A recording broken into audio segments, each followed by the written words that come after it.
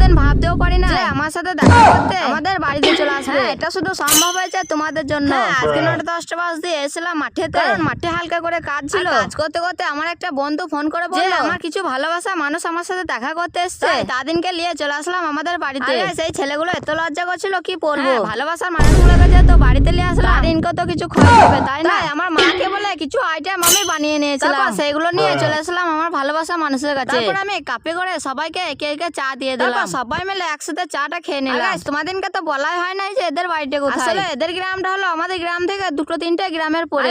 আমার ভালোবাসা মানুষগুলো আমাকে না বলে আমাদের বাড়ি চলে এসেছিল আমার সাথে দেখা করতে। তাদের জন্য আমি বেশি কিছু আইটেম করতে পারলাম না। তার একটু পরে চলে এসেছিল আমাদের গ্রামের ছেলেগুলো যেখানে কবাডি খেলার একটা মাঠ আছে। আজকে থেকে আমরা এখানে সবাই মিলে কবাডি খেলবো। এখন সবাই মিলে কবাডি মাঠটাকে এখন ভালোভাবে পরিষ্কার করছি। আমাদের কবাডি খেলার মাঠটা কমপ্লিট হয়ে গেলে আমরা কবাডি খেলা স্টার্ট করে দেবো। কবাডি খেলার ভিডিওটা